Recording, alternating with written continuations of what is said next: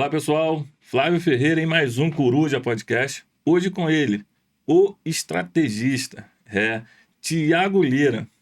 Mas antes de passar para ele e vocês conhecerem esse cara fenomenal, vamos falar da nossa campanha da camisa da Seleção Brasileira, doada pelo filho do jogador Jair Marinho Júnior. Tá? Além da camisa, nós temos a bolsa de estudo, que são 10 bolsas, uma de 100% e 9 de 40%, doada pelo professor Elvio Costa, lá na Faculdade Faces. Tá? Além dessa camisa, além da faculdade, das bolsas de estudo, você tem uma gama de brinde que vai ser sorteado também, fora os cupons. Eu estou falando rápido porque já está acabando, já estamos chegando a 1.000 inscritos, então corre, se inscreve para participar, tá? Estamos chegando já, vai ser rápido, hein? Então, ó, vai lá, curte, comenta e compartilha. Agora sim, nosso amigo Thiago Lira. Boa tarde. Antes de mais nada, eu vou pedir você para pedir o pessoal para seguir a gente. Coruja Podcast. Você está vendo aí e ainda não se inscreveu no canal? Por favor, aperta o botão aí ó, de inscrição, ativa o sininho da notificação, que é muito importante, deixe seu like e compartilha. Agora sim. Thiago Lira, muito obrigado. Obrigado a você pela oportunidade. Tamo junto. E como é de praxe, a gente pergunta sempre ao convidado quem é ele. Então, quem é Thiago Lira? Pela graça de Deus, homem livre e soberano. Para começo de conversa, antes de qualquer coisa. Judeu messiânico, pai de um menino lindo chamado Aleph, que vai cumprir 7 anos esse mês, que é autista suporte 3. Trabalho como meu ofício, estrategista comunicacional, que é algo que eu faço já há muito tempo, mas só recentemente eu descobri que o que eu fazia tinha um nome, né? E agora comecei a chamar pelo nome que corresponde.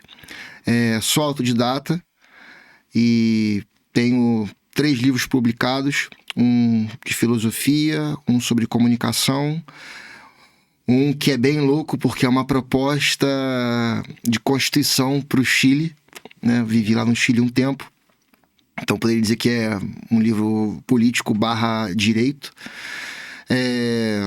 Sou empresário, né? E construí uma carreira musical muito linda no exterior durante 10 anos. Uma carreira musical que começou na rua, tocando nos ônibus, e que terminou consagrada nos grandes palcos lá no Chile, mas que infelizmente foi interrompido, né, por um evento social, político que teve lá em outubro de 2019. Estourou uma revolta que levou o país para um estado de anormalidade e que paralisou o país, e logo em seguida, quando estava começando a reabrir as coisas, porque músico vive da noite, né? Isso tem toque de recolher, não tem noite, o músico não trabalha. Aí logo em seguida veio a pandemia, e lá no Chile o lockdown foi muito forte, então a minha carreira ficou inviabilizada, e isso acabou resultando num retorno forçado ao Brasil, e tive que reconstruir a minha vida desde o zero, né? E sobrevivi, tô aqui, né? Já fui candidato a vereador com apenas 23 anos de idade, lá em 2008. Caramba. Moleque, me atrevi a essa aventura, sem um centavo no bolso, sozinho. Tive 318 votos. Uma campanha que não tinha nada, né? Acho que foi até um resultado bem interessante, dado que São Gonçalo, para um vereador ser eleito, ele tem que ter mais ou menos entre 3 mil a 5 mil votos. Então, eu quase bati uns 10% sem nada. E, ironicamente, muito tempo depois, voltei a ser candidato. Fui candidato de última hora nas eleições de 2022 a deputado federal. Foi como assim: Thiago, precisa de gente para completar a nominata e vai você. Eu falei, cara, isso é loucura, porque uma candidatura, por mais que o TSE exija que você inscreva ela, né, um tempo antes da eleição, mas a construção política de uma candidatura, ela leva muito mais tempo. No mínimo 2 anos. Eu não tinha isso, eu tinha recém-chegado do Brasil, no Brasil, aqui, recém-chegado no Brasil, tinha vindo pouco tempo do Chile, então tava com as minhas conexões sociais meio que desmontadas, tinha que, né, me rearticular, mas fui assim aos 45 tempo, e olha só, adivinha quantos votos eu tive? 319. um voto a mais do que eu tive em 2008. Ou seja, pelo menos eu não reduzi votação. Mantive o mesmo padrão. Não sei se voltaria a ser candidato. Gostaria, né, mas em outras condições, em outras circunstâncias. O momento atual me mostra que eu tenho muito mais a contribuir estando e operando nos bastidores, porque uma carência que eu vi sendo candidato desde dentro foi que eu vi muita gente boa, muitos candidatos bons, mas que infelizmente estavam mal assessorados, não tinha uma estrutura de comunicação robusta, e que acabaram não sendo vistos, portanto não foram lembrados na hora da urna. E no meu caso, né, se aplica uma fórmula de que o candidato não tem como coordenar a própria campanha. Eu sou um ótimo coordenador de campanha e, se candidato, eu preciso ter um coordenador igual de bom. Agora, eu, coordenar minha própria campanha, que foi o caso das 2 candidaturas que eu tive, acaba implicando em muitos problemas. Você não consegue gerenciar porque o candidato, ele se envolve emocionalmente. Isso. E é o que eu chamo de síndrome de candidato. Ao se envolver emocionalmente, ele fica meio estúpido. Burro mesmo, sabe? Ele já não pensa com a cabeça. Então, a coisa mais trágica que pode haver é um candidato se meter na direção da própria campanha. Ele tem que ser candidato, ele tem que sorrir, tem que apertar a mão, ele tem que se preocupar com os compromissos que ele vai assumir com a população, com aquilo que ele está propondo, né? E enquanto isso, tem que ter uma equipe cuidando da sua comunicação, da sua agenda, enfim. E nos 2 casos, foi uma campanha que eu fazendo malabarismo. Eu costumo dizer que é um jogo de tabuleiro. Quem tá de fora vê melhor. Não adianta você que tá jogando ali, você não tá vendo o que o outro tá vendo. O estrategista tá por trás, sempre, mexe com essa pedra, mexe com essa, porque às vezes é dessa forma que funciona. E nos 2 casos, infelizmente, eu não tive essa pessoa. Não foi porque eu não queria. Eu sei fazer tudo. Não. Eu tenho compreensão de que precisava de alguém. Mas, infelizmente, não tinha a pessoa adequada para poder coordenar a campanha. Hoje, na política, eu tô com uma tarefa muito bonita que tem tudo a ver com a minha vida, com a questão da minha vivência também em relação ao meu filho Aleph. Né? Hoje eu tô com a tarefa de estar exercendo a Secretaria Nacional de Comunicação Estratégica do Partido do Autista, que é um partido político em formação, que já conta com um registro provisório no TSE. E hoje nós estamos na fase de buscar 547 mil assinaturas para poder ter o registro definitivo, que vai permitir que nós possamos disputar as eleições e estar elegendo pessoas. Nessa próxima, será que dá tempo ainda? Olha, eu torço para que sim, mas é muito difícil, então é difícil dar esse tipo de prognóstico, né? A gente está fazendo de tudo para que sim seja possível, a gente está correndo muito atrás, estamos organizados já em mais de 9 estados da federação, temos voluntários já espalhados por todo o Brasil colhendo assinaturas, só que pensa só, né? Não é nem pela questão de conseguir pessoas ou apoio, porque essa causa consegue apoio muito fácil. O problema é a burocracia, que infelizmente é posta para quem quer fundar um partido político. Fundar partido político no Brasil é um privilégio para quem tem muita grana. Porque, veja só, primeiramente, as fichas têm que ser manuais. Não dá para ser digital. Não há mecanismo digital de apoiamento a um partido. Então você é obrigado a imprimir 547 mil fichas. Imprimir. Quanto deve dar isso? Né? Eu sei que é muito dinheiro. E essas fichas não bastam, porque fichas se perdem, fichas se rasuram, fichas que são até assinadas, quando computadas, elas voltam, porque essa pessoa é filha de um partido político, então a assinatura dela de apoiamento não vale. Então você tem que botar aí o dobro. Então você tem que imprimir mais ou menos 1.200.000 fichas, só imprimir. Aí você tem que depois fazer essas fichas chegarem nas pessoas que vão colher assinaturas e que vão assinar. Depois, essas fichas têm que voltar para o partido. E o partido tem que colocar todos esses dados num sistema do TSE, que a gente recebe um login. Aí esse sistema, cara, gera uma lista para cada zona eleitoral e nós temos que entregar em cada zona eleitoral que a gente tem apoiador, ou seja, quase em todo o país, o arquivo do lote, que é a lista com quem apoia naquela zona, mais as fichas. Então você tem que fazer tudo isso chegar em cada zona eleitoral. Então, assim, é uma tarefa monumental. Se fosse só recolher assinatura, como um abaixo-assinado, seria fácil.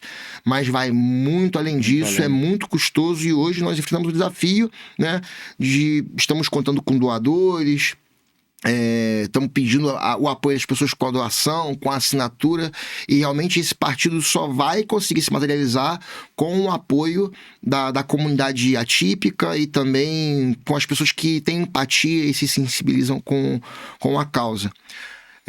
Mas uma coisa é certa, Flávio, uma coisa muito certa. Se não for para essa, será para a próxima. Se não for para a próxima, será para outra. Nós não vamos desistir, que o Partido do Autista vai ser registrado permanentemente, vai concorrer à eleição, isso é um fato. A única pergunta é quando. Tá. Agora, você, no caso hoje, no Brasil, a gente está passando por uma situação que existe só 2 partidos, vamos botar assim, que não é chama partido. 2 lados. Direita e esquerda. Sim. Hoje você se considera o quê? Eu, Thiago Lira, pessoa física, sou de direita. Mas o Partido do Autista, é muito importante que isso claro, o Partido do Autista, enquanto instituição, ela não assume nenhum lado no espectro ideológico. Por quê? Porque não é um partido ideológico, é um partido temático, é um partido de nicho, é um partido apontado para lutar exclusivamente pela causa do autista, do neurodivergente, do PCD. Porque alguém de direita pode ter um filho autista, alguém de esquerda pode ter um filho autista, e ambos têm as mesmas necessidades para os seus filhos. Então, por isso que a gente entendeu que, além de ter os partidos ideológicos, que é bom que tenha, também precisamos ter partidos temáticos, porque tem questões que são transversais à ideologia. O Brasil hoje já conta com vários partidos, né? E não tem nenhum partido hoje que pode fazer uma fusão, de repente, para tornar mais fácil. É difícil, porque nós, inclusive, o que eu vou dizer vai parecer feio, mas não entendam mal. O nosso movimento pela causa autista, ele, entre aspas, né, no bom sentido, parasitava um outro partido. E a gente conseguiu, inclusive, que esse outro partido botasse como subtítulo o Partido do Autista, que era o Partido Agir, né? E... de repente, sem mais nem menos, o presidente do partido lá, que a gente estava na mão dele, né? O partido era dele, né? No Brasil é assim, partidos têm donos, né? Que fique claro. Falou, não queria mais. E tchau. E tirou. E a gente ficou, assim... sem representatividade. Exatamente. Então a gente entendeu que não dá para parasitar partidos, porque a gente fica refém dos coronéis dos partidos. Temos que ter o nosso próprio instrumento político para poder levar essa luta adiante. Agora, muita gente fala, mais um partido? No Brasil já tem tantos partidos. Cara, por mim podia ter 200 partidos. Não é esse o ponto. Não é esse o problema. O problema é o partido viver às custas do dinheiro público. É isso aí. Então eu acho que o sistema deveria ser, quem quiser montar um partido vai lá e monta, registra, sai candidato. Inclusive eu acho até que deveria haver candidaturas independentes. Isso aí. Porque você é cidadão brasileiro, você pode votar e ser votado. Vai lá, se inscreve, tu é candidato, acabou. Não precisa pedir a benção de ninguém, é seu direito. Infelizmente não é assim, você tem que passar pelo crivo do partido político, que em teoria, né, partido político é o quê? É um programa para a sociedade. Um programa político para a sociedade, um projeto de nação. Mas na prática não é isso, gente. Na prática, partido político é balcão de negócio de candidatura. Lógico. E isso é um atraso gigante no Brasil. Então precisamos de candidatura independente. Urgente. E aí, como eu estava dizendo, cara, a gente pode ter 200 partidos, 500 partidos, não tem problema. O problema é que cada partido vai chupar aí uma quantidade de dinheiro dos cofres públicos. E aí está o problema. Facilita partido, facilita a candidatura, deixa o povo se organizar como quiser, mas que cada um se organize com o seu dinheiro do seu bolso, né? E não pegar dinheiro do contribuinte e tá dando na mão de coronel de partido para ele definir quem ele vai eleger e quem não vai. Que também tem essa questão. O coronel que manda no partido, ele escolhe quem vai ser eleito. Ele primeiro escolhe quem vai ser candidato. Não só escolhe, e dois como candidatos, repassa a verba para quem eles querem também. É aí que ele escolhe. Tanto que você veio como... É aí que ele escolhe. Como vereador, sem R$1, porque R$1. o partido não te deu. No máximo, te dá um materialzinho para você... Recebi uns panfletos de merda, desculpa o palavreado, que tá bom, cara, muito panfleto. Aquele santinho, assim, com a minha cara e a cara do candidato a prefeito, que não merece ser nomeado. Mas, cara, eu tinha 200 mil desse. Tá bom, e Quem vai entregar esses 200 mil panfletos? E o que esse papel aqui vai mudar a opinião do leitor? Não vai, não tem sentido. Antigamente até mudava um pouco, né? Antigamente, lá atrás. Um papel só com nome e número, se a pessoa te Antigamente conhecer... a pessoa pegava no chão o papel. Antigamente... E alguém tinha que jogar no chão na frente do... Antigamente, terrível. Infelizmente. Hoje já mudou, graças a Deus. Você falou de criar partido, o próprio Bolsonaro, ele tentou criar um partido e não foi pra frente. Porque tem essa tarefa monumental que eu te falei, é e difícil. você vê que o cara tem uma quantidade de seguidores imensa. Tá? Mas vamos voltar um pouco atrás nesse assunto aí. Vai dar ruim. A gente sabe que o cara da direita, ele acaba sendo um pouco, às vezes, extremista e não para analisar, na realidade, como funciona a política. E acaba ouvindo e brigando sem... A gente vê que muito fica à vontade, isso aí é tudo nosso. É tudo nosso. O cara ele fica vendo e acaba sendo radical e não para pensar, igual você falou. Existem muitas pessoas da direita hoje que falam que é da direita, é pós, mas chega na hora lá, eles... vota a favor da esquerda, pauta da esquerda. Nós tivemos vários deputados federais que abraçam até o próprio Bolsonaro, mas vai lá e vota a favor da causa da esquerda. Né? Se a gente pegar o Google aí e perguntar ele vai dizer quem são os nomes.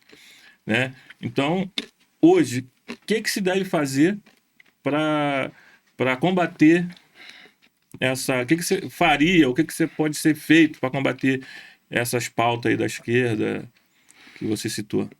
Olha, acho que nós temos um perigo maior. Um perigo que vai além, né? O mais importante para que o povo brasileiro entenda é que, independente do seu atual posicionamento ideológico, seja esquerda ou direita, você não tem que ficar cego atrás do líder. Não tomar as palavras do líder como algo infalível, porque como todos Bíblia, nós somos humanos, somos falhos. Então vamos parar com a cegueira ideológica. Nós temos que ser críticos, inclusive ao nosso próprio setor. Então, se a gente é de direita, a gente não tem que ficar baixando a cabeça dizendo amém para tudo que o Bolsonaro fala. A gente tem que ter postura crítica. Tem que ir a fundo. Quem é de esquerda, fazer a mesma coisa com Lula. Verificar, olha, isso aqui foge do discurso. Então, quando o brasileiro entender que política não é guerra de torcida, né? Qual é o seu time? É o melhor do Rio, Flamengo. Porra. Eu sou vascaíno. Você é flamenguista e acabou, isso não se discute. Eu sou vascaíno e acabou, isso não se discute. A gente pode discutir o seguinte, qual é o melhor time e tal, mas, enfim. Na política não é assim. Porque o que está em jogo na política não é se o meu lado é mais bonitinho que o seu, se o lado é mais correto que o seu. É o que é melhor para o país. Qual é o nosso projeto de nação. Para onde nós estamos levando o futuro do povo brasileiro. Essa é a questão. Então, antes de qualquer coisa, né, examinar aí todas as coisas e retenha o que é bom. Você não pode ficar preso na bolha do grupinho de WhatsApp que só fala do Bolsonaro, não. Você tem que ler os meios da esquerda. Brasil 247 e tal. E quem é de esquerda, né? Se é que alguém da esquerda vai ver isso aqui, tem que olhar os meios da direita, porque hoje os meios têm um corte ideológico muito claro. Então, você não pode se prender na bolha. Por exemplo, eu, né, como judeu messiânico, sou pró-Israel. Completamente, incondicionalmente pró-Israel.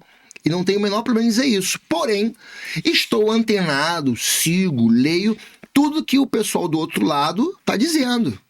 O que a FEPAL anda publicando, o que a Federação Palestina aqui no Brasil, os meios lá em Israel, tanto de esquerda quanto de direita, né? Tem o Jerusalém Post, que tem uma pegada mais assim. Então, tipo, você tem que se informar sempre tendo ponto e contraponto.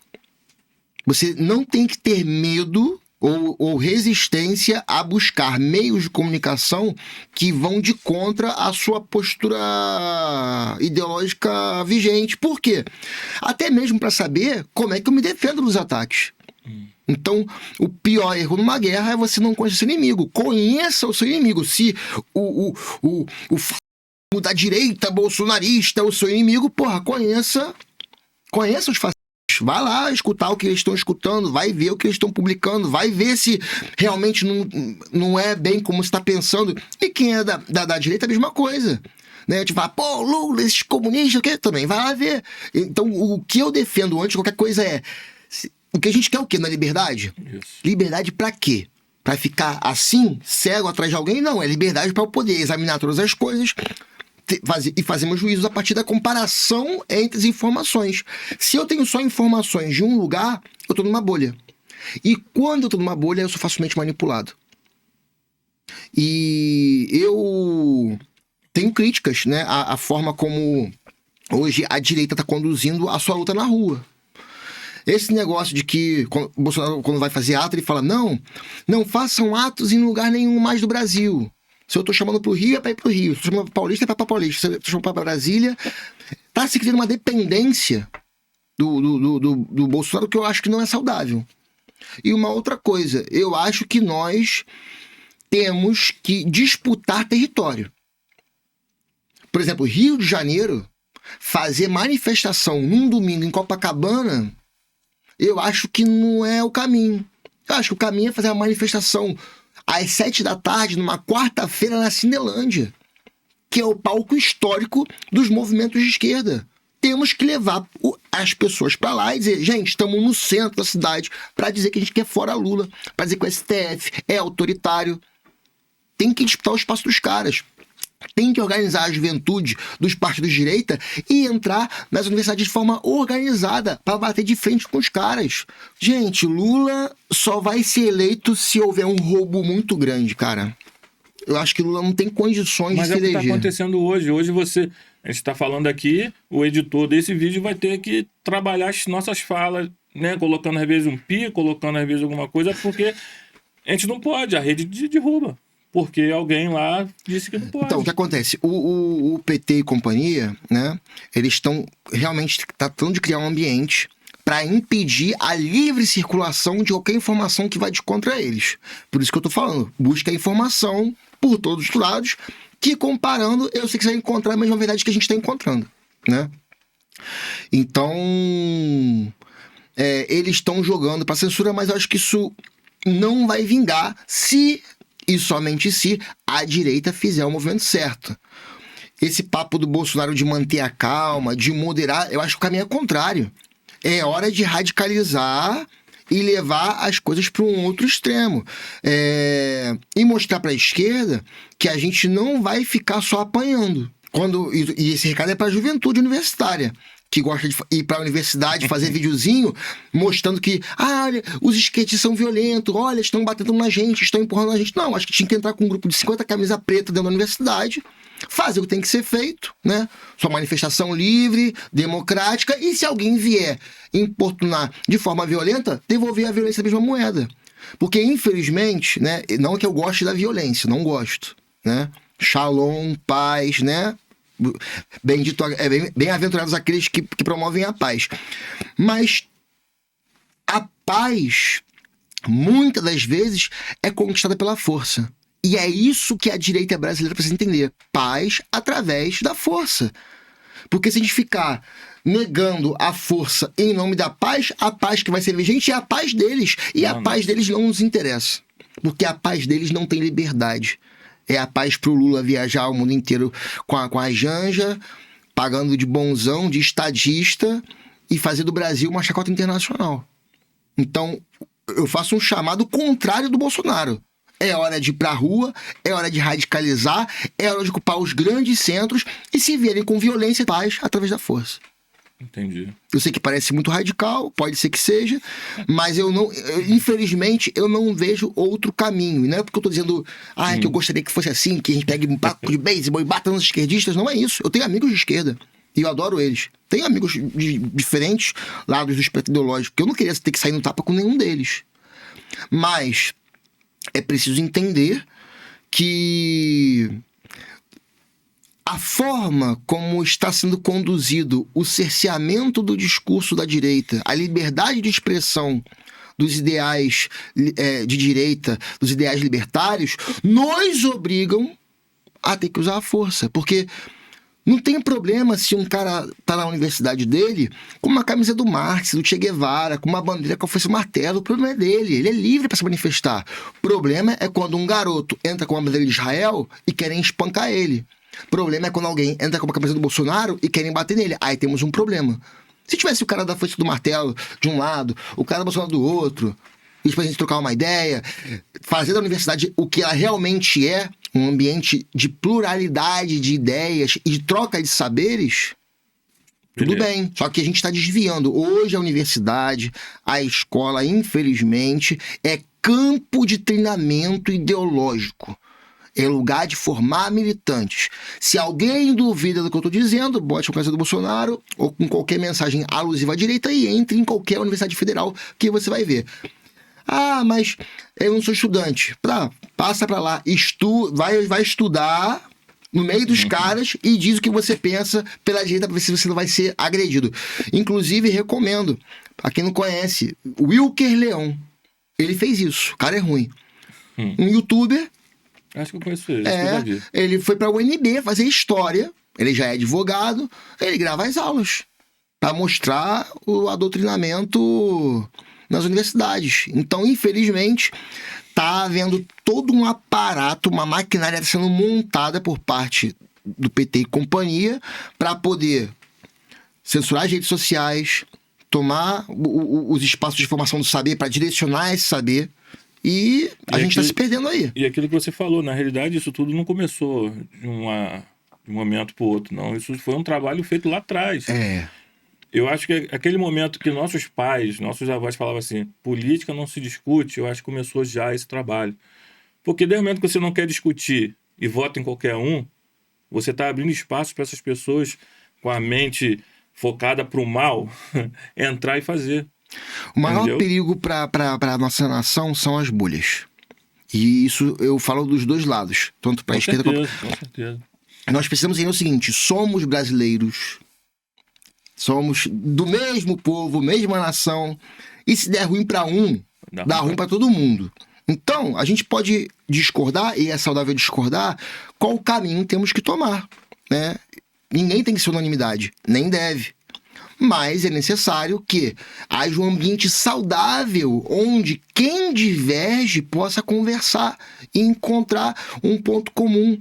Não se trata de quem vence o debate, se trata de encontrar a verdade. Lógico. Entendeu? Infelizmente, hoje, a gente vê muito o vencer o debate, aquele que lacrou, aquele que imitou, e a verdade. E a busca pela verdade, onde ela está? Difícil, né?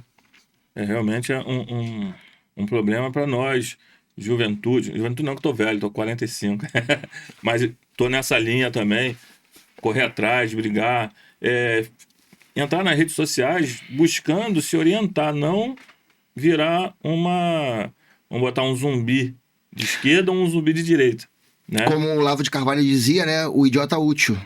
Tem idiotas úteis de esquerda e de direita também, em todos os lados, né? A gente não pode ser gado de ninguém, não pode ser fã de político. Você pode ser fã de um cantor, de um jogador de futebol, admirar o trabalho dele, né? A arte dele. Agora, político não pode ter fã-clube. Porque todo ser humano, né? Ele tem um conjunto de ideias, daí vem ideologia, e também tem a sua cosmovisão, a sua forma de entender o mundo, a sua visão de mundo, né? Isso inclui os políticos. Um político pode ser muito bom, você olhar assim, cara, eu gosto muito das coisas que esse cara fala, gosto muito. Mas nem tudo, não tem como ser 100%. Não. Muitas das coisas que eu falei aqui até agora, você pode ter falado, pô, é isso mesmo, pô, aí acho que não é por aí não. E é normal. Agora, se você é fanático por mim, eu posso falar a atrocidade que for aqui que você vai seguir. Aí tá o perigo.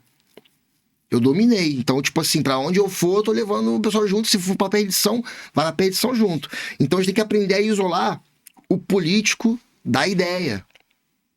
Uma ideia boa pode vir da onde menos se espera. E uma ideia muito ruim pode vir também da onde menos se espera. Então, alguém que a gente admira e defende, pô, esse é o cara, ele pode dar uma ideia muito ruim.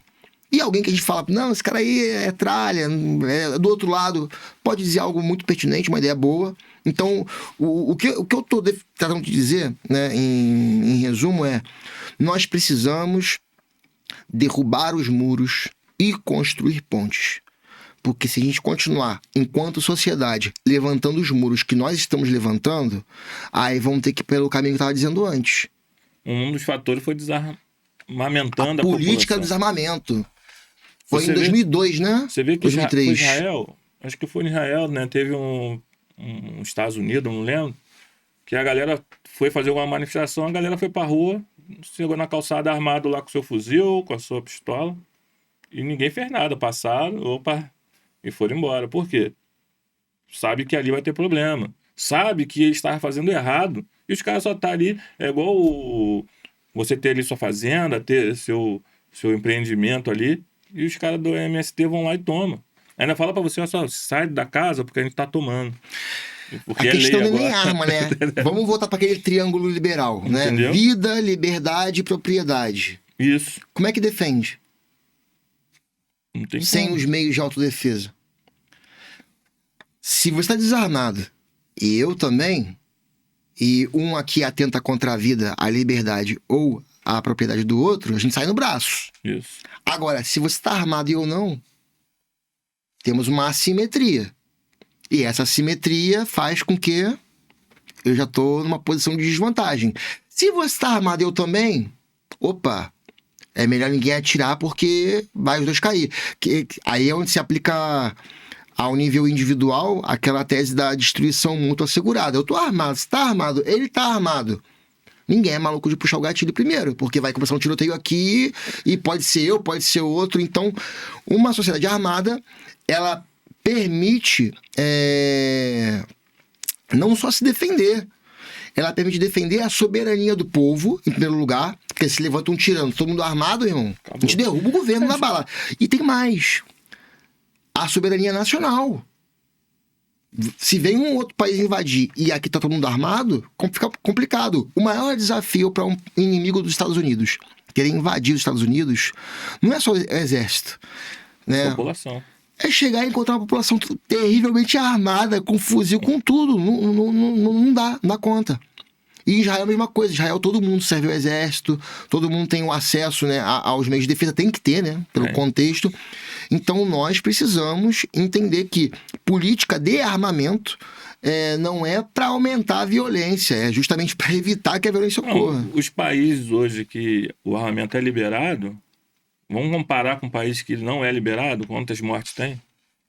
Porque na realidade eles não estão conseguindo bloquear o armamento para geral aqui no Brasil. Pelo contrário. Tem lugar aí que tem arma à vontade e a gente, população, não tem. Entendeu? A assimetria que eu falei. Então é o complicado. policial tá mal armado, o bandido muito bem armado, e entre um e outro nós estamos aqui desarmados. No meio do problema. No meio do problema. Agora vamos falar sobre o seu livro. Vamos sair um pouco desse tema aí. Qual foi o livro que você já escreveu? Qual tem o tema? Primeiro livro que eu escrevi foi La Constitución de la Dignidad, que é em tradução A Constituição da Dignidade, que foi um livro que eu escrevi muito rápido, em um mês assim, porque quando estourou aquela revolta no Chile, eu consegui fazer a análise de que aquilo ia descambar para o movimento constituinte. E eu falei, preciso ganhar dinheiro, então vou sentar aqui, vou escrever uma proposta de Constituição, vou formatar o livro e vou para a rua vender. Vou tirar proveito da situação. Então fiz uma proposta igual... não com a minha cabeça, mas identificando quais eram os anseios populares, para agradar mesmo. Eu montei uma proposta, fui pra rua, vendi como caminhão meus livros, vendi umas cópias lá e tá disponível em Amazon para quem queira ler. Não recomendo.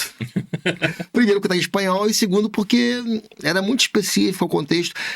E tem o segundo livro, que na verdade deveria ser o primeiro, porque esse sim é fruto de 10 anos 20 anos de investigação autodidata no campo da linguagem, das humanidades, da engenharia social, das operações psicológicas, que é a heptadimensionalidade do ser, filosofia aplicada à engenharia social, que é uma espécie de livro almanaque com mapas mentais e com uma explicação dessa teoria, né, dessa visão, onde se entende que o ser humano ele possui 7 dimensões existenciais, por isso o heptadimensional, 7 dimensões existenciais. E isso tem uma série de implicações, porque você aí compreende como funciona cada uma dessas dimensões, e isso vai de total encontro ao que estamos falando aqui, né? De querer controlar a gente com a informação e as redes sociais e a censura. Então é uma base teórica que dá pé para interpretar a realidade. E aí também escrevi um livro mais panfletário chamado O Grande Plano, que é um livro que fala mais de teologia, da minha fé, também da questão de Israel, não só do Estado de Israel, mas de Israel mesmo, enquanto povo escolhido de Deus, né, que é algo que está muito além do Estado de Israel e dos judeus atuais, que é importante entender que o Estado de Israel atual, né, que o povo judeu atual, ele é composto pelos remanescentes da tribo de Judá, de Levi e algo da tribo de Benjamim. Só que Israel eram 13 tribos, 12, né? Oficialmente, mas extraoficialmente eram como 13, até 14, porque a tribo de José se divide, tem a tribo de Dan que desaparece, enfim. Essas tribos se perdem depois da dispersão que o Império Romano fez nos anos 70 depois de Cristo. Então, cara, por onde estão as 10 tribos perdidas? Espalhadas pelo mundo. Então, isso é parte, inclusive, da promessa que Deus fez para Abraão. Que através dele, todas as famílias da terra seriam abençoadas. Ou seja, eu duvido que depois de tantos séculos, milênios de miscigenação, exista alguém na face da terra cujo as veias não tem o sangue de Abraão. Pedigree, né? Todo mundo. Obviamente, né? A religião judaica, né? Tem os mais ortodoxos, os mais radicais e tal. Tem uma série de critérios para dizer, não, só é judeu e tal, mas eu não tô falando de judeu aqui. Eu tô falando de israelita, não é israelense, é israelita. Ou seja, membro, né, remanescente das outras tribos, do conjunto das tribos. Então, acho que passou tanto tempo que todos nós, enquanto humanidade, poderíamos, se assim nos reconhecêssemos, povo de Israel. O povo de Israel hoje é a própria humanidade. E a terra prometida não é lá no Oriente Médio, é a terra mesmo. Eu acho que esse é o grande plano que Deus tem para a humanidade, né? E o livro fala sobre isso e traz à mesa uma ideia um tanto polêmica, que é o pansionismo. O pansionismo é justamente essa ideia de que toda a humanidade é o povo de Israel e a terra prometida é a terra mesmo. E essa é uma visão que levaria a humanidade à paz. Porque ia acabar as fronteiras, ia acabar as bandeiras, todo mundo é um povo só e a terra é uma só. Se o mundo é um e é para todos, vamos todos juntos a viver. Ah, legal. Agora, quando você passou desculpa. a ser... E tô agora... Qual? Já está publicado, mas estou fazendo uma reedição dele, que esse sim é o livro mais importante, que condensa tudo. Inclusive, ele pega o livro da heptadimensionalidade e dá uma repaginada, dá uma aprofundada, que é a teoria geral da humanidade. Esse é o livro do tudo, assim, explicando tudo. Aí você pegou um pouquinho de cada e dentro da sua lógica e fez a teoria geral da humanidade é um livro, assim, bem power, e eu tô... Ele já tá publicado, mas eu tô fazendo ajustes neles para uma segunda edição, e também, em paralelo, eu tô trabalhando no Manual do Boi na Púrpura. Manual do Boi na Púrpura. Manual do... Boi na Púrpura, que consiste no manual de guerra para combatentes psicológicos. Eita. Porque existe... um desse. Pô, esse aí é brabo. Dentro das ciências militares, existe um ramo que se chama guerra psicológica, ou operações psicológicas, PSYOPs, né? Inclusive eu tive acesso, não sei se deveria, mas tá na internet, peguei, né? Ao manual de operações psicológicas do Exército Brasileiro. E ao ler aquilo ali, você começa a entender muita coisa. O que o Exército anda fazendo nos tempos de paz? Galera, tem um monte de operação em curso que ninguém tá vendo. Inclusive, né, a operação psicológica, ela consiste no quê? Na construção de fatos para dar base para narrativas que interessam ao sistema. ou contra narrativas, contra o sistema, dependendo de que lado tá a coisa. Mas, gente, operações psicológicas, guerra psicológica, engenharia social são temas obrigatórios para quem quer entender o que está acontecendo na loucura que é o mundo de hoje. E eu, com todo esse conhecimento, né, de comunicação, né, de operação psicológica, tudo isso, me direcionei profissionalmente a ser um estrategista comunicacional. Então, o que faz esse cara? Eu, enquanto estrategista comunicacional, o que eu faço é pegar uma pessoa ou uma organização e eu vou alinhar a identidade, a narrativa, a projeção e o posicionamento. Que isso? Identidade. Quem é você? Essa parece ser uma pergunta fácil, mas não é fácil de responder. A pior coisa que tem é falar de nós mesmos. E a maioria das pessoas não sabem quem elas são. Ponto 1. Ponto 2. Tá bom, sabe quem é você. Mas como é que você conta isso? Qual é a história? Narrativa. Projeção. Tá, você já sabe quem é você, já sabe qual é a sua história. Por onde você vai contar ela? Vai ser num podcast aqui, no Coruja Podcast? Vai ser num vídeo no Instagram? Vai ser fazendo uma loucura na rua pra televisão de filmar? Como é que você projeta a sua história? Uma vez projetada essa história, vem o posicionamento, que aí já não depende de você, não totalmente. Depende do outro. O posicionamento é monitorar a percepção do outro, como o outro te percebe. Eu tô aqui falando um monte de coisa, achando que tô abafando. Pô, o cara é bravo demais. E o cara tá vendo e fala, pô, esse cara é um maluco, esse cara aí... Não adianta nada, eu comuniquei uma coisa e o cara que viu do outro lado não entendeu, não gostou, e enfim. Como é que ficou posicionado essa marca aqui na mente de quem me assistiu? Entendeu? Então, o estrategista comunicacional, ele monta estratégias para cercar essas 4 variáveis e para fazer elas resultarem naquilo que a pessoa, a organização, o cliente queira que resulte. É isso. Entendi. Legal, Muito doido. Realmente tem que ser... O cara não pode ser normal. Tem que ter um QI, sei lá, mais. Dom de Deus, cara, né? porque... Que é difícil. A minha facilidade é encontrar a minha bênção e a minha maldição, né? Que isso também tem esse lado ruim. Mas é que eu consigo, com muita facilidade, encontrar inconsistência em padrões, incoerências, incongruências, em conceitos, em teorias, em discursos, em narrativas. Então, gera como um ruído, um alerta. Oh, tá desalinhado, peraí, tem algo errado aqui. Então, isso sempre foi desde sempre, sabe? E eu sempre trabalhei fazendo coisas que iam nessa direção, de ajustar, de alinhar a imagem, isso, aquilo. Então, e a música, a carreira musical, ela me deu muitas ferramentas técnicas para desenvolver isso. Porque graças à carreira musical, eu virei designer, eu virei web designer, eu virei editor de vídeo, eu virei camarógrafo, fotógrafo, produtor musical, produtor fonográfico, enfim. Por quê? Thiago, tem um show pra fazer, mas não tem quem faça o cartaz. Aí eu faço. Aí fui aprendendo a fazer. Thiago, gravamos seu vídeo, ficou maneiro, mas pô, não tem quem edite. Acabou o dinheiro. Eu edito.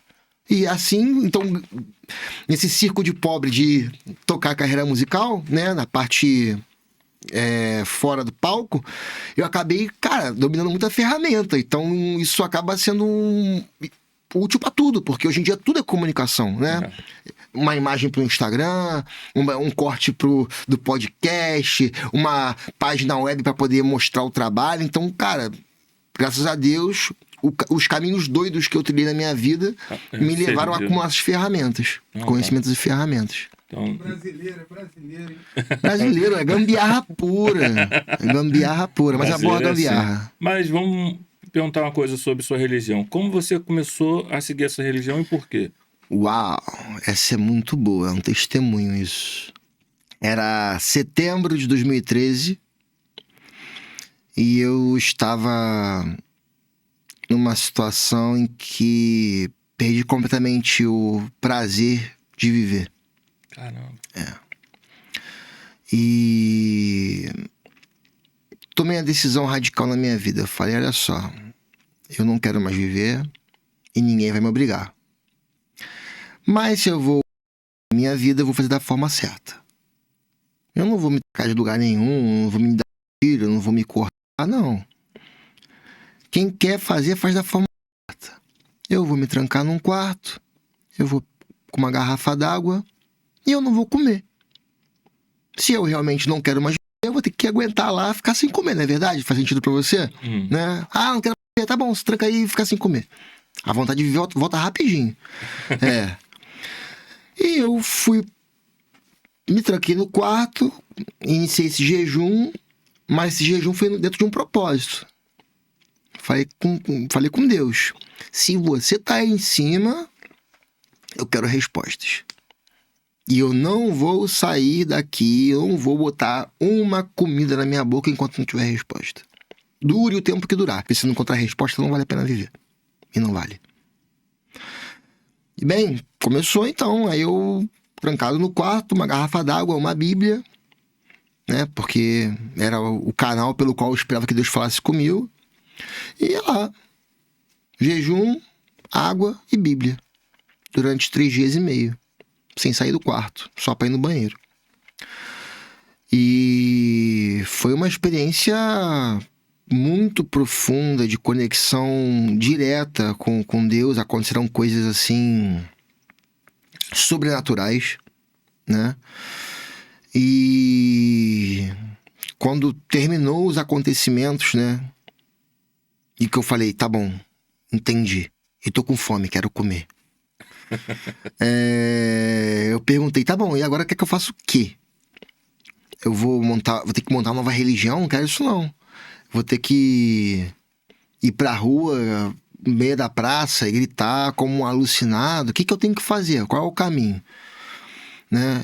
Porque essa experiência, o que ela me deu foi clareza.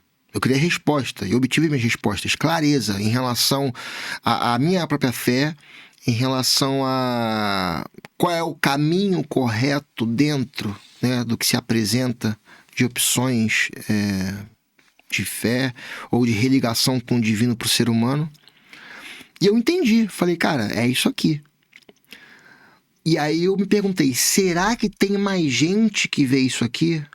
Que tá vendo o mesmo que eu, que acredita nisso aqui, que eu me dei conta de que é o caminho? Porque eu não quero ter que fundar uma nova religião, né? Muito trabalho. E aí eu fui buscar se tinha pessoas que acreditavam nas conclusões a que eu cheguei com essa experiência mística, com esse jejum. E encontrei lá, judaísmo messiânico. Falei, é isso aqui. Ou seja, eu me converti ao judaísmo messiânico sem saber que o judaísmo messiânico existia. Ninguém veio me converter ou alguém fazendo, achei legal. Não, eu busquei a minha verdade interior. Deus me mostrou um caminho e eu usei a internet para perguntar. Quem mais acredita nisso? Ah, você foi na internet, digitou lá e... Não, eu coloquei tudo todas as conclusões que eu tive. Sim, você foi na internet. Ó, eu acredito nisso. Qual é a religião que se alinha com isso aqui? Aí tava lá, judaísmo messiânico. Eu fui na Wikipédia ver, vamos ver se é isso mesmo. Eu olhei e falei, exatamente, é como se fosse uma revelação. Exatamente isso. Caramba. E aí, tentei encontrar, né, pessoas para conversar a respeito, falar do que me aconteceu.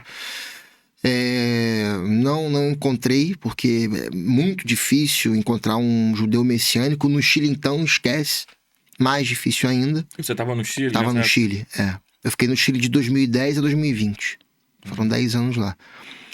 E fiquei de 2013 até 2020, 7 anos. Praticando do meu jeito, a minha maneira, pura fé. Como é que é e tal, mas, pô... me equipar na cabeça e buscando conhecimento pelas vias, acompanhando alguns ministérios judaico-messiânicos que tem no YouTube. Inclusive acompanhava um rosh mexicano. Rosh é como a gente chama o que dirige a cerimônia na sinagoga. Um rosh mexicano, que é doutor, que é médico, muito, muito bom. E, enfim, tentei encontrar lá no Chile, não encontrei. Aí, recém-chegado no Brasil, tava no corre de uns documentos, porque eu tinha que tirar minha carteira de identidade e não tinha certidão de nascimento, se perdeu, então eu tive que ir no cartório para poder tirar a certidão de nascimento, e encontrei um simpático senhor negro com maquipá. Eu olhei assim e falei, esse cara não é judeu clássico não, ele é messiânico. Aí eu perguntei, o senhor é judeu messiânico? Ele, sim, como você sabe tão especificamente? Porque eu também sou, eu acho, né? Porque eu nunca consegui encontrar outro além de mim. E eu quero muito congregar, onde tem uma sinagoga que eu posso ir, pelo amor de Deus. Ele foi muito solícito, muito simpático, falou, olha, tem uma sinagoga que fica no Mutuá, inclusive eu vou lá amanhã.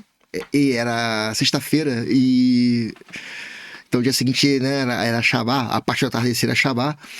Aí eu, pelo amor de Deus, quero ir. Onde, endereço, tal. Aí ele falou, ó, me encontra lá, nessa rua, tal hora, e vamos à sinagoga. 9 da manhã, de sábado, lá estava eu, na porta da sinagoga. Aí chega, eu já, né, vestido, kippá e tal. Aí foi chegando outros irmãos assim, foram me cumprimentando, shalom, Shabbat shalom, Shabbat shalom. Entra. Fui entrando também na sinagoga. Aí, até que alguém perguntou, você veio com quem? Um moço me falou no cartório dessa sinagoga, disse que estaria aqui, mas até agora não chegou, e aqui estou eu. Aí, né, há uma natural desconfiança quando aparece alguém desconhecido dessa forma, porque, infelizmente, quem é judeu ou judeu messiânico tem quase que pedir licença para existir, porque existem muitos alucinados, né, racistas, antissemitas, que querem fazer ruindade com quem segue a fé de Abraão, né, e de Moisés. Então, tiveram muito educadamente todo cuidado comigo, mas meio que me perguntaram, né, mais, né. Aí eu expliquei toda a história pros caras, enfim, me deixaram lá, e eu passei o Shabat com eles. E eu não entendia bulufas do que o Rosh estava falando em hebraico, ainda que ele traduzia depois. Mas, cara, foi chorar do princípio ao final das cerimônias do Shabbat. Porque foi uma nítida sensação de ter retornado ao meu lugar. Não era uma sensação de descoberta. Era uma sensação de retorno à casa. E eu nunca senti nada parecido ao... Aquele sentimento, né? Cara, quando abriu a arca e tirou o rolo da Torá, né? Que quando vai ler a Torá, eles retiram a Torá de um armáriozinho que chamam de arca e rodam com o rolo da Torá pela sinagoga, e as pessoas, e com muita festa, dançando e tal. E eu tava justo de frente pra arca. Quando abriu, eu senti um negócio assim, e eu nem sabia do que se tratava, tudo pra mim era muito novo. E ali eu entendi os mistérios todos, e ali se concretizou uma promessa da minha vida. E, já mais informado, muitos anos depois, eu fui descobrir que a minha conversão louca, que esse jejum que eu fiz foi em pleno Yom Kippur, que é o dia do perdão.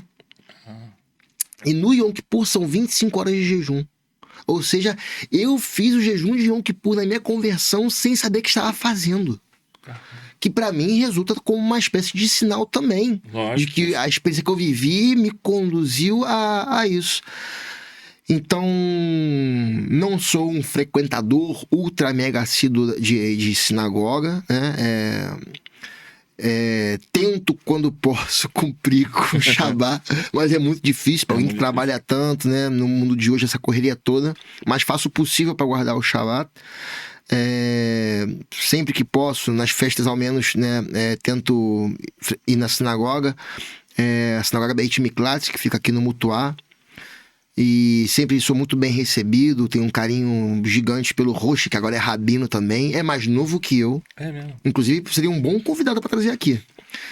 Já vamos deixar o convite, ó. Vamos sentar nessa cadeira Rosh aí. Shmuel, vem aqui no Coruja Podcast. Cara, ele é mais novo que eu. Só que ele tem um conhecimento, de uma sabedoria que você tá olhando pro rapaz novo, mas você tá falando com um velho, cara. O dia que ele falou, eu sou mais novo que você, eu quase caí pra trás. Eu falei, é mesmo, não me dei conta.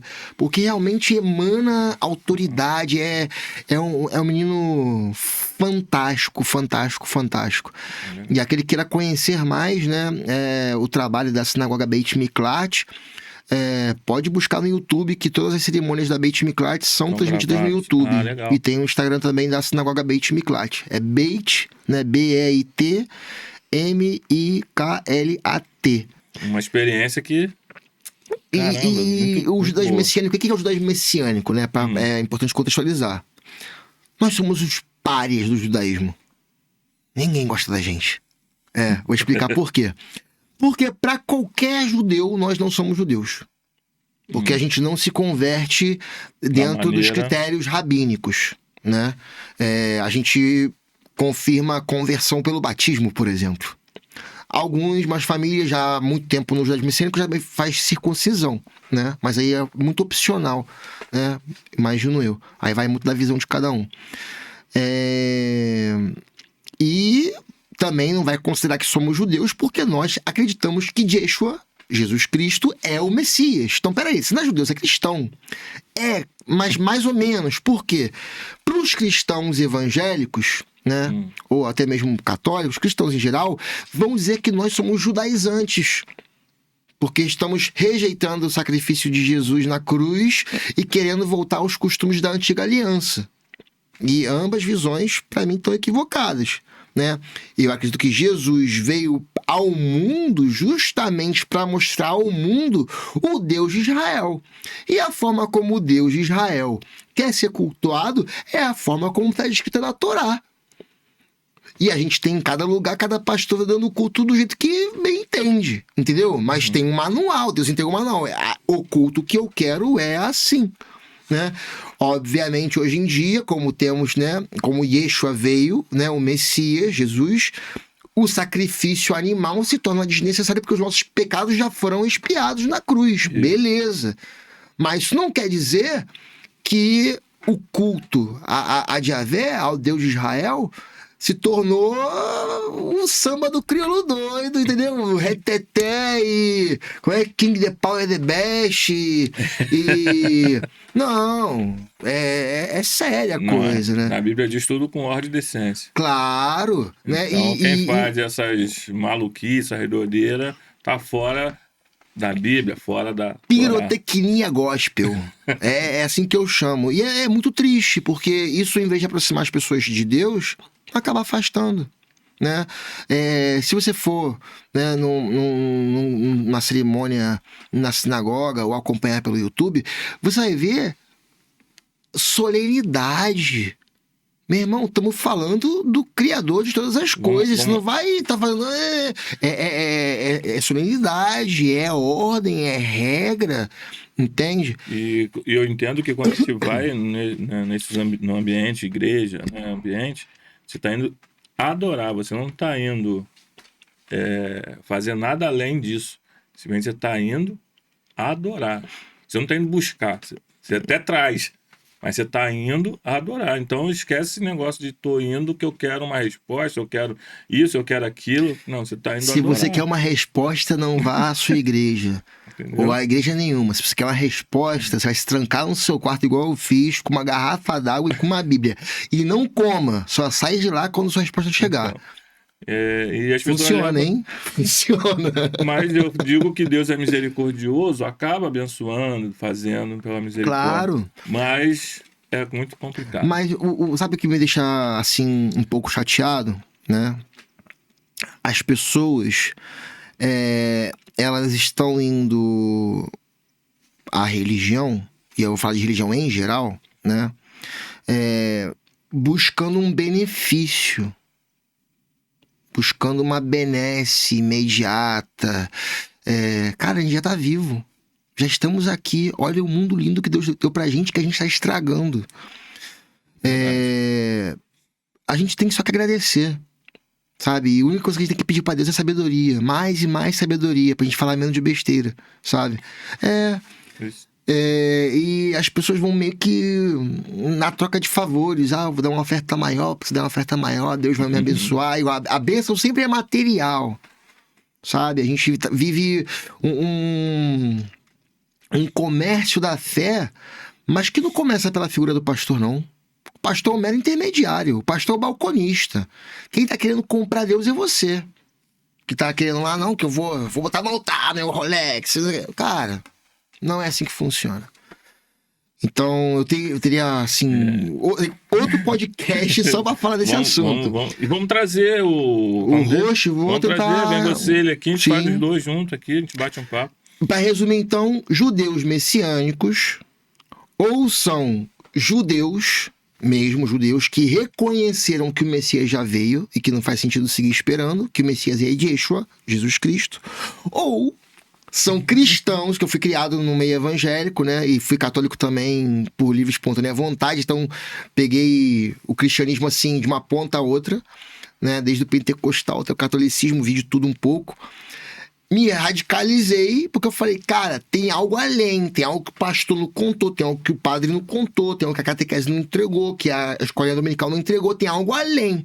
E tá na Bíblia, não tá? A palavra é a fonte da verdade, vamos lá encontrar. E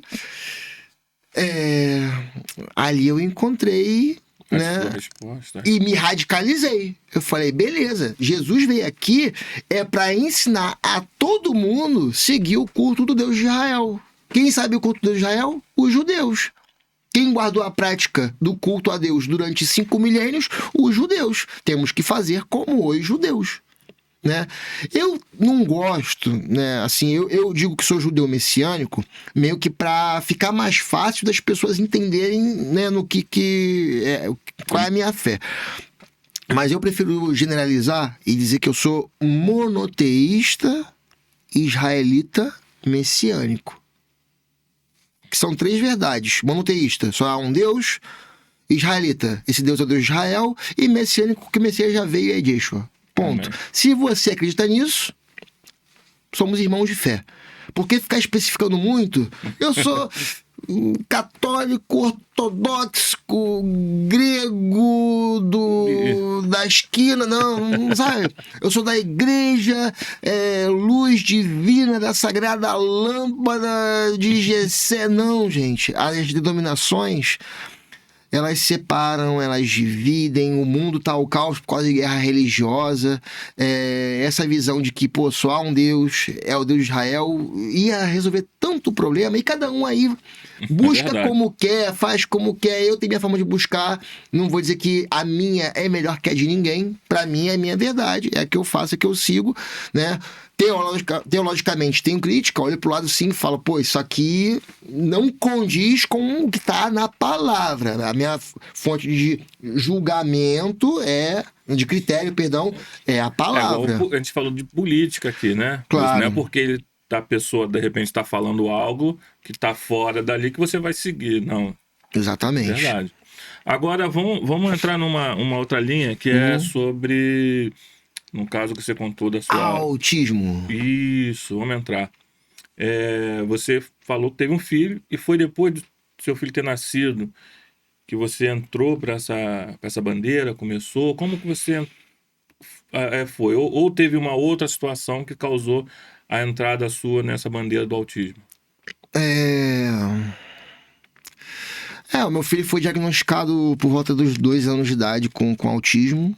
Né? E é um diagnóstico contínuo, né? Porque conforme vai crescendo, você tem que ir acompanhando e ver em que nível de suporte tá, né? E já aplicando as terapias, né? Comportamentais, cognitivas, para ir direcionando o desenvolvimento de fala, o desenvolvimento motor, né? É um acompanhamento contínuo e constante. E as situações da vida me forçaram a vir para o Brasil e, por consequência, ficar longe do meu filho, né? E se deu aí que pessoas próximas a mim no âmbito político vieram com a ideia e eu abracei de primeira, né? Até uma forma de estar fazendo algo pelo meu filho, mais uma coisa pelo meu filho desde da distância, até porque em cada criança autista que eu vejo meu filho. né? E quando eu olho pro meu filho, também eu vejo nele todas as crianças autistas, né? E por que você acha esse crescimento tão grande do autismo? Cara, primeiramente, né, não podemos negar, o diagnóstico melhorou, né? As tecnologias melhoraram para diagnosticar. Há mais informação, então quando o pai já viu uma coisa estranha, a mãe vê uma coisa estranha, já leva pro neuropsicólogo para ver do que se trata, né? Então há mais informação e há melhoria no diagnóstico. Porém, eu não descarto, e não descarto mesmo, até porque o autismo ainda tem muitos mistérios, né? Nem não está descoberto direito qual é a causa. Cada autista é um autismo diferente, então... Porque antigamente tinha muito manicômio, né? Lá atrás. Isso é... Muitos Hoje autistas, quase, infelizmente, né? se perderam nisso aí. E hoje quase não tem mais. Devido à política antimanicomial, que realmente era... cruel, né? Degradante, desumana. Enfim, eu não descarto que possam haver causas ambientais que desconheçamos. Ou seja, que o autismo seja causado, né? Porque o autismo hoje ele é tido como um transtorno, uma condição. Não é uma doença, mas pode haver avanços científicos, não descarto isso, que mostra que não é uma doença causada por um fator X ou é consequência de uma deficiência. Inclusive, tenho acompanhado os estudos científicos, né, de que, na verdade, os sintomas que levam a gente a entender que uma pessoa é autista tem a ver com a deficiência no intestino de absorver um determinado componente, né, ou dificuldade de absorver uma proteína, né, vai para esse... Mas, enfim, que uma deficiência do organismo fisiológica em absorver algo causa uma deficiência de ter pouca daquele organismo que leva a pessoa a ter a condição do autismo. Eu já ouvi falar que até o plástico, né? Cara, tem tantas teorias, ó, a vacina, o Wi-Fi, o 5G, ou seja, teorias tem um monte, né? A verdade é que ainda não há uma verdade absoluta sobre a causa do autismo, né? Mas o fato é que nós temos pessoas autistas de diferentes suportes, né? Por isso se chama transtorno do espectro autista, né? Que é uma variedade de situações e a gente tem que lidar com isso enquanto sociedade. E hoje o sistema público de saúde não está preparado para lidar com as demandas. A escola não está preparada. A gente tem cada dia mais relatos de criança autista que foi agredida pelo professor, que perdeu a paciência. Isso é um profissional mal preparado. Isso não é que o professor é mau. Ele não foi preparado para essa situação. Para um pai e mãe já é difícil. Imagine para um professor que não... Então, tipo assim, não estou defendendo jamais uma pessoa que vai bater uma criança autista. Mas tem que entender que isso também é consequência de falta de uma política pública apontada para preparar esse profissional para lidar com crianças autistas, né? Inclusive, até dei uma declaração para a coluna da Angélica, que fala de neurodiversidade no Jornal Fluminense, no sábado passado, onde eu dizia, olha, qualquer política pública apontada para a comunidade autista, sem ter antes um estudo que qualifique essa população, é um tiro no escuro. Por isso que a bandeira número 1 do Partido do Autista, que ainda mesmo não estando homologado, a gente já está articulando isso pelo Brasil, é o censo qualificado do autista. Que é o quê? É criar um censo, executar um censo a nível municipal, para poder não só contar quantos autistas tem no município, é saber quem são eles, onde estão, quais são as necessidades, qual é a realidade familiar, socioeconômica, ter um mapa completo dessa população. E a partir daí você começa a desenvolver e pensar políticas públicas para essa população. Verdade, senão, você vai falar, pô, e tem muito político até bem intencionado, vou fazer um centro de referência para os autistas, lá em Alcântara, legal, parabéns. Só que, pô, se tivesse feito o censo qualificado do autista no município, saberia que a maioria dos autistas, das famílias, estão lá em Neves. Você criou um deslocamento enorme. Entendeu? Então, eu dei isso como exemplo, tá? Nada disso que eu falei agora é real, né? Só um exemplo, hipótese. Então, o senso qualificado ajuda a gente para evitar isso. Esses tiros no escuro que podem significar desperdício de recurso. Até porque, pensa só, cara, para uma mãe ou um pai levar um filho autista num grande deslocamento, dependendo do nível de suporte em transporte público, esquece. É horrível. É um martírio, cara. Pra criança e pra ele, pra quem estiver junto. Então, é muito necessário ter esse mapeamento para aí sim entender a necessidade de uma criança autista. Do complexo do alemão é diferente da necessidade de uma criança autista de Ipanema. Já parte por aí, o corte socioeconômico. Então, é muito importante ter esse mapeamento. E pensar também nas mães atípicas, né? Que muitas das vezes vivem dedicadas ao exclusivo cuidado do seu filho e tem dificuldade de manter ela e o filho, entendeu? Não pode mais trabalhar, não pode. A maioria dos homens abandona. E quando é mãe solteira, pior ainda. Tem mãe que abandona, deixa com o pai também. Nós tivemos aqui até a Roberta Maia, né? Uma entrevista com ela top, ela fez várias análises, né? Colocou sua ideia. Depois eu até recomendo a galera aí que está assistindo o vídeo de dar uma olhada nesse vídeo aí. Vou deixar marcado esse vídeo. E a entrevista foi top. A entrevista foi legal. Não quero deixar de pedir a galera para se inscrever no canal Coruja Podcast. Vou pedir ao senhor de novo. O senhor não, que você brigou comigo. Não posso chamar de senhor. Não é que não pode. É que é estranho, pô. Você é mais velho que eu me chamando de senhor. Sou mais jovem. Pedir o pessoal se inscrever no canal Coruja Podcast. E aí, minha gente, ó, já sabe, aqui embaixo tá o botão inscrever-se. Se inscreva no canal Coruja Podcast, é muito importante para nós. Deixa seu like, ativa o sininho e deixa no comentário aí quem você quer ver aqui no Coruja Podcast também, né? É isso aí. Vamos E se gostou do Lira, com certeza gostou, bota aí, queremos mais, que a gente vai trazer. Posso vir voltar aqui de co-host, não tem problema. Ó, e você vai ganhar se inscrevendo a camisa, tá concorrendo à camisa da seleção, que vai ser um sorteio ao vivo, né? A gente vai fazer um sorteio ao vivo aqui. Então se inscreva e não se esquece, como eu já falei no outro vídeo, tem uma galera aí que se inscreveu, mas não aparece pra gente porque ela tá com algum bloqueio na configuração do seu YouTube. Então, tira esse bloqueio para aparecer pra gente fazer o sorteio e você fazer parte do sorteio. Vai ter a camisa da Seleção Brasileira, vai ter a bolsa de estudo doada pelo professor Elvio Costa. São 10 bolsas, tá? Uma de 100% e 9 de 40%. Tem livro e tem muita coisa, gente. Então, se inscreve aí, tá? Lira, muito obrigado por tudo. Obrigado a você, Tamo Flávio. junto, tá? Foi um prazer, uma honra estar aqui com vocês no Coruja Podcast. Vamos marcar outra agenda. Pô, quando quiser, à disposição. Valeu, minha gente. Obrigado. Valeu, tamo junto.